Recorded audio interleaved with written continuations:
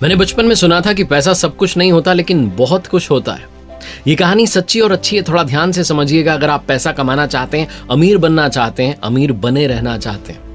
Robert T Kiyosaki नाम के इंसान की कहानी है। जब 5th क्लास में पढ़ते थे, जिस स्कूल में पढ़ते थे, वहां देखते थे कि अमीरों के बच्चे आते थे, उनके माता पिता, उनके पेरेंट्स आते थे महंगी गाड़ी में उनको छोड़ने के लिए। उन बच्चों के पास में महंगे आइटम होते थे। रॉबर्ट के जो फादर थे वो एक टीचर थे, PhD होल्डर थे, अच्छी पढ़ाई की थी, लेकिन कम कमाते थे।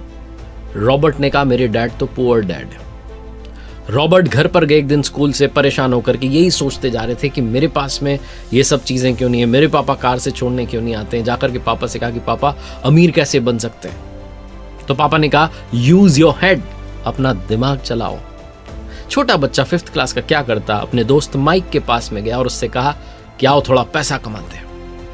आसपास के एरिया में जितना टूथपेस्ट था, जितनी वो टूथपेस्ट की ट्यूब होती वो थी खाली वाली, उसको लेकर के आए। स्टील का बर्तन गैस पर रखा, गर्म पानी जो था उबलने के लिए छोड़ दिया, उसमें उसको डाल दिया और कुछ कोशिश में लगे थे। रॉबर्ट के फादर, रियल फादर जो है, घर पर आते हैं तो देखते हैं कि बच्चे क्या कर रहे हैं। उन्होंने कहा क्या कर रहे हो? तो रॉबर्ट कहते हैं कि पापा हम मनी कॉइन्स बनाएंगे, इससे सिक्के बनाएंगे। वो हंसने लगते हैं और कहने लगते हैं कि ये इल्लीगल है, ये नहीं करना चाहिए। फिर रॉबर्ट को लेकर के बैठते हैं अलग से और कहते हैं बेटा तुमने उस दिन सवाल पूछा था कि अमीर कैसे बन सकते हैं। मैंने मेरी लाइफ में पैसे के बारे में सोचा ही नहीं, एक नौकरी के बारे में सोचा, नौकरी करता रहा। पैसा ज्यादा कैसे कमा सकते हैं तो ख्याल ही नहीं आया।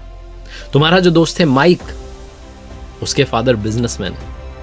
माना वो सिर्फ 8वीं पास है, मेरी तरह इतनी उन्होंने पढ़ाई नहीं की, सिर्फ 8वीं पास है, लेकिन वो तुम्हें बता सकते हैं कि अमीर कैसे बनते हैं। 9 साल का बच्चा माइक के डैड के पास जाता है, जिन्हें कहता है रिच डैड, और उनसे समझना शुरू करता है। कहानी की शुरुआत होती है, 30 साल तक समझता है, फाइनेंशियल जो एजुकेशन है वो उससे मिलती है और कमाल करके दिखाता है। रॉबर्ट टी कियोसाकी, जिनकी किताब है रिच डैड पुअर डैड, उसकी समरी आपको समझाने का प्रयास कर रहा हूं इस छोटे से वीडियो में। लर्निंग सीरीज आप देख रहे हैं, सीखोगे नहीं तो जीतोगे कैसे।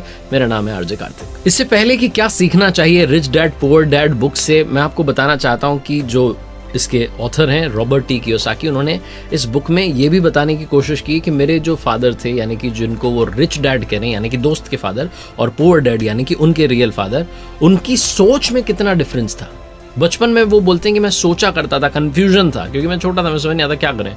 रिच डैड की सुननी चाहिए, पुअर डैड की सुननी चाहिए, क्योंकि पैसों के बारे में दोनों का जो एटीट्यूड था, जो पर्सपेक्टिव था, वो बिल्कुल डिफरेंट था। हालांकि दोनों ही चाहते थे कि रॉबर्ट लाइफ में ग्रो करे। उनके पुअर डैड यानी कि रियल डैड जो थे वो ये कहते थे कि हम ये नहीं ले सकते हैं, हम वो नहीं ले सकते हैं, लेकिन जो रिच डैड थे उन्होंने ये लाइन कभी कही नहीं। जो पुअर डैड थे वो कभी भी डिनर टेबल पर डिस्कस करना पसंद नहीं करते थे पैसे के बारे में, लेकिन रिच डैड जो थे वो पैसे के बारे में डिस्कस करते रहते थे। जो रिच डैड थे वो ये कहते थे कि तुम्हें अपने आप से पूछना चाहिए, मान लो तुम्हें कोई चीज पसंद आ गई तो तुम्हें अपने आप से पूछना चाहिए कि इस चीज को कैसे ले सकते हैं। कई बार हम ये सोचते हैं कि तो मेरे बस की बात नहीं है और दिमाग को वहीं पर स्टॉप कर देते हैं, दिमाग उस बारे में सोचना ही बंद कर देता है, फाइल क्लोज हो जाती है। लेकिन अगर आप रिच डैड की बात माने, उनकी बात को फॉलो करें, तो वो कहते हैं कि आपको अपनी ब्रेन को काम पर लगाना चाहिए कि इस चीज को कैसे खरीदा जा सकता है। जैसे ही आप दिमाग को ये कहते हैं, दिमाग अपना काम करना शुरू कर देता है, ब्रेन की एक्सरसाइज होना जो है वो शुरू हो जाती है। इसलिए आप हमेशा अपने दिमाग को एक्टिव रखना चाहिए। पुअर डैड का ये मानना था कि रिस्क नहीं लेनी चाहिए, और रिच डैड ये कहते हैं कि रिस्क को मैनेज करना आना चाहिए। एक टर्म है कैलकुलेटिव रिस्क, वो लेनी चाहिए।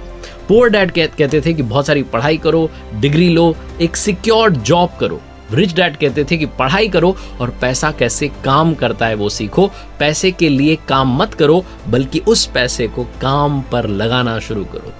तो 19 साल की उम्र में रॉबर्ट यानी कि इस बुक के जो ऑथर हैं वो डिसाइड कर लेते हैं कि रिच डैड की सुनेंगे, पैसों के बारे में सीखेंगे और लाइफ में ग्रो करते जाएंगे। अब क्या सीखने समझने वाली बात है, आइए उसके बारे में बात करते हैं।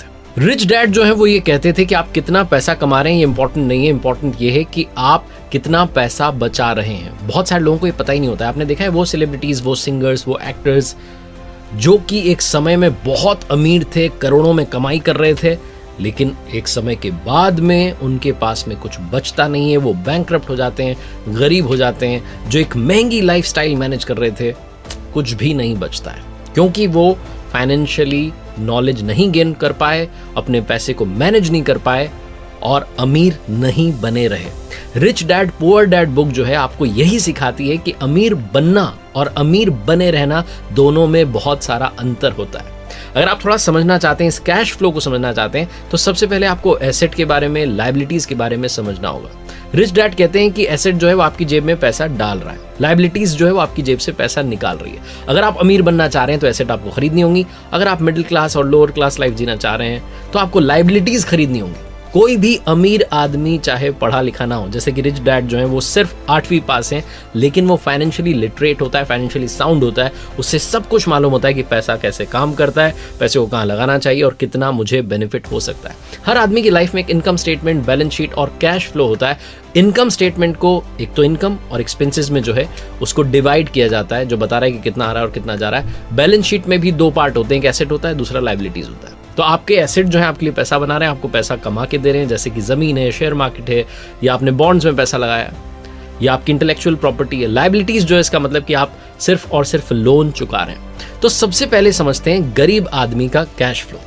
गरीब आदमी का जो कैश फ्लो है उसकी सिर्फ और सिर्फ जो सोर्स ऑफ इनकम है उसकी सैलरी है, यानी कि तनख्वाह है। तनख्वाह एक तय समय पर आती है और जैसे ही आती है एक्सपेंसेस शुरू हो जाते हैं। एक्सपेंसेस में उसे घर का किराया देना है, खाना है, कपड़े हैं, सारा का सारा पैसा एक्सपेंसेस में चला जाता है। उसके पास में नील बटा सन्नाटा बचता है। गरीब आदमी की बैलेंस शीट देखेंगे तो जो एसेट्स का कॉलम है वो हमेशा ब्लैंक रहता है, लायबिलिटीज में ही उसका सारा पैसा जो है चला जाता है, यानी कि इनकम आती है और चली जाती है, रुकता कुछ भी नहीं है। ये होता है गरीब आदमी का कैश फ्लो। गरीब आदमी के कैश फ्लो को और मिडिल क्लास आदमी के कैश फ्लो को अगर आप समझेंगे तो ज्यादा डिफरेंस नहीं दिखेगा, क्योंकि यहां पर भी एसेट का कॉलम खाली है।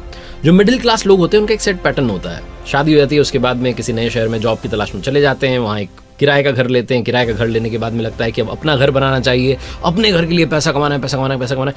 थोड़ा सा जो है वो एक डाउन पेमेंट की जितना पैसा जो है वो इकट्ठा करते हैं, फिर घर की जो है डाउन पेमेंट देते हैं, फिर शुरू हो जाता है लोन। और लोन तो चल ही रहा है, साथ साथ उस घर को सजाना चाहते हैं, इंटीरियर पर खर्चा करते हैं, फर्नीचर अच्छा लेना है, दूसरा सामान लेना है, कार अच्छी लेनी है। कुल मिलाकर के लायबिलिटीज का जो कॉलम है उसको भरते चले जाते हैं। Car loan, home loan, credit card loan, बहुत सारे लोन जो है वो चलते चले जाते हैं। पैसा आता तो है, इनकम आती तो है सैलरी के रूप में, लेकिन वो सीधी आकर के लायबिलिटीज में चली जाती है, बचता कुछ भी नहीं है। एसेट का कॉलम पूरी तरीके से खाली रह जाता है। अब समझते हैं अमीरों का कैश फ्लो आखिर होता कैसा है। जो अमीर है उनका कैश फ्लो क्या होता है। अगर आप इनकम वाला कॉलम देखेंगे तो उसमें भी 3-4 चीजें हैं, सिर्फ सैलरी पर ही डिपेंडेंट नहीं है।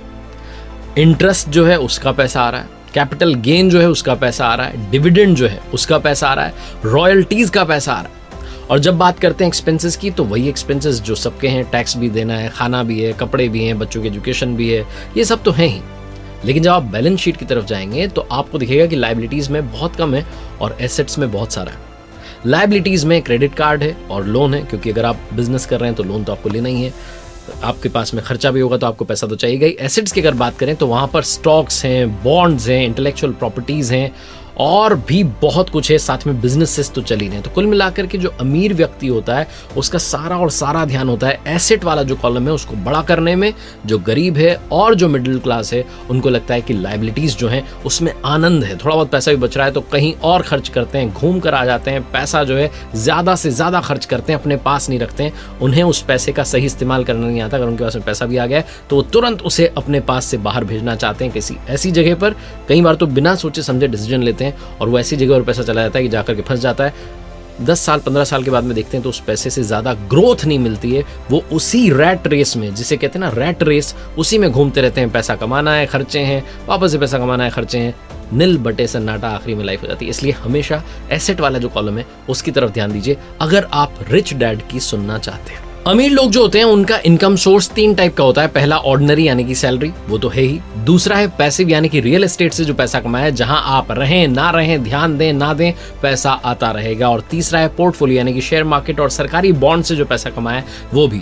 दुनिया में जितने अमीर लोग हैं, चाहे वो जेफ बेजोस हों, चाहे इस बुक के ऑथर हों, चाहे जो फॉर्मर प्रेसिडेंट है अमेरिका के डोनाल्ड ट्रंप हो, ये सब अमीर क्यों बने? क्योंकि इनका पैसा, ये चाहे उस जगह पर थे या नहीं थे, पैसा ग्रो कर रहा था, पैसे से पैसा बनता चला जा रहा रहा था। जो आम आदमी होता है, जो गरीब आदमी होता है, जो मिडिल क्लास आदमी होता है, वो पैसे से सिर्फ और सिर्फ खर्चा करना जानता है, वो पैसे की नॉलेज नहीं रखता, फाइनेंशियल एजुकेशन जो है वो नहीं रखता, और इस चक्कर में उसे बड़ा सारा नुकसान उठाना पड़ता है। रॉबर्ट टी कियोसाकी किस्सा शेयर करते हैं, वो किस्सा मैं आपको बताता हूँ। वो जो किस्सा है उसमें वो कहते हैं कि 1989 में मैं अमेरिका में जहाँ रहता था उसके पास से एक जगह से निकल रहा था, तो मैंने देखा कि ज़्यादातर जो घर थे उन पर सेल के बोर्ड लगे थे, यानी कि बिकने के लिए वो तैयार थे।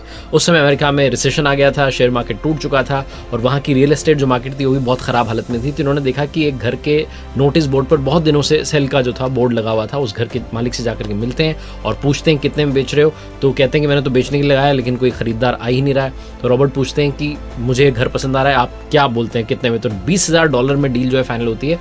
रॉबर्ट उस घर में किराएदार रख देते हैं, 2 साल तक किराएदार वहां रहते हैं। तब तक रियल एस्टेट का जो मार्केट था वो वापस से बूम पर आता है, वापस से ग्रो करने लगता है और उस जगह की वैल्यू बढ़ जाती है। रॉबर्ट 2 साल के बाद में $95,000 में उसे बेच देते हैं, बहुत सारा प्रॉफिट भी होता है और 2 साल में जब तक वो जगह वहां थी तब तक किराएदार रख करके वो पैसा भी बना लेते हैं। कुल मिलाकर के कहने का मतलब ये है कि पैसे से पैसा बन सकता है। ये जो रियल एस्टेट का जो बिजनेस है ये रॉबर्ट टी कियोसाकी को समझ में आ गया और वो लाइफ में ग्रो करते चले गए। मैकडॉनल्ड्स की बात करें तो मैकडॉनल्ड्स सिर्फ बर्गर बेच करके पैसा नहीं कमा रहा है, मैकडॉनल्ड्स जो है वो पैसा कमा रहा है रियल एस्टेट में इन्वेस्टमेंट की वजह से भी, क्योंकि आज उनके पास में पूरी दुनिया में बहुत सारी रियल एस्टेट की प्रॉपर्टीज हैं। रिच डैड पुअर डैड में 3 कमाल की बातें बताई गई हैं। सबसे पहली, अर्निंग पर नहीं लर्निंग पर ध्यान दीजिए, क्योंकि लर्निंग यानी कि सीखना जीवन की प्रक्रिया है और ये अनंत तक चलती चली जाती है। आप जितना सीखेंगे उतना कम है। फाइनेंशियल लर्निंग बहुत इंपॉर्टेंट है क्योंकि गलतियां होती रहेंगी, हर गलती से सीखिए, आगे बढ़ना शुरू कीजिए। दूसरी, गलतियां उसी से होती हैं जो जीतने के लिए खेलता है। अगर आप जीतने के लिए खेल रहे हैं तो गलतियां होंगी, गलतियां होने दीजिए, उनसे सीखिए, आगे बढ़िए। और तीसरी, पैसे के लिए काम मत करो, पैसे को काम पर लगाना शुरू करो। और अगर आप फाइनेंशियल नॉलेज चाहते हैं, लिटरेट होना चाहते हैं फाइनेंशियली, तो आपको पढ़नी चाहिए रिच डैड पुअर डैड। देखते रहिए हर सोमवार सुबह 9:30 बजे मेरे साथ एक नई कहानी और हर शुक्रवार सुबह 9:30 बजे लर्निंग सीरीज का एक नया वीडियो।